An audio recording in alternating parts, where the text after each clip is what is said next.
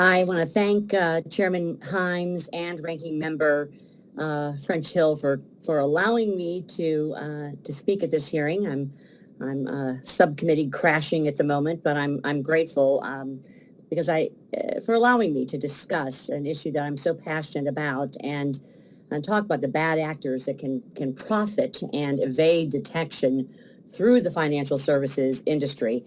I was so proud when Congress passed my Fight Online Sex Trafficking Act, FOSTA, with the help of many of our witnesses and so many on this committee also on a bipartisan basis. I can say that FOSTA was also, we led the only successful effort to amend the increasingly controversial Section 230 of the Communications Decency Act in the history of 230 since 1996. And FOSTA really helps expose and hold accountable websites that profit from modern-day sex slavery. The financial services industry plays a pivotal role in combating trafficking, and these stakeholders must ensure that their products are not being used to purchase child sexual abuse and sex trafficking material. I have worked at length with credit card companies to help them better scrutinize their payment processing. And following the tireless campaign of Trafficking Hub and Lila Micklethwait, which precipitated a scathing report from the New York Times in December on the massive amount of rape and child sexual abuse materials on Pornhub, as was previously stated in her testimony, Visa, MasterCard, and Discover announced that they would no longer process payments to the website. And just days later, Pornhub removed up to 3/4 of its library, totaling roughly 10 million videos. This is a good first step, but more must and can be done. The coronavirus pandemic has exacerbated the problem of online enticement to an unprecedented degree. And Lila, who hails from my home state of Missouri, has done tremendous work to expose other websites like OnlyFans that promote child sexual abuse. But credit card companies still service OnlyFans, and the site uses mainstream low-risk merchant category codes, despite charging customers for explicit content that preys on our children.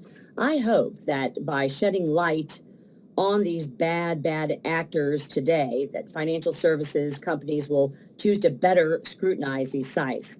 I'm also thrilled to welcome Marian Hatcher as a witness today. Marian was indispensable to my team as we worked to get FOSTA over the finish line, and she is truly one of the nation's preeminent public servants. Ms. Micklethwait, given your experience with Pornhub and MindGeek, how can financial services companies take proactive steps to ensure that their services are not being used to purchase child sexual abuse material online? Yeah, well, thank you for that question, and thank you for your work, Mrs. Wagner. I've, really appreciated as an activist your passion and dedication to fighting sex trafficking specifically. So thank you for that. And I hate to sound like a broken record. Often I feel like I am.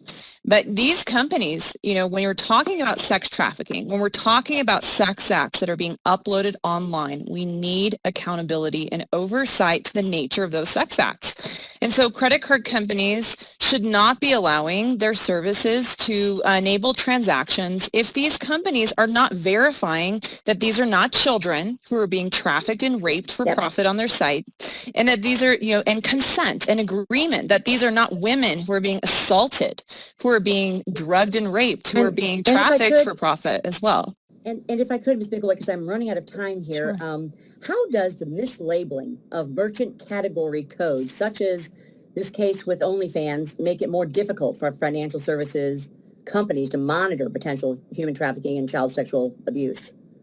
Yeah, well, unfortunately, my expertise really is focused on the big porn sites like MindGeek sites, and I'm not familiar with those merchant category codes. So unfortunately, that's not a question I would be able to Well, appropriately answer.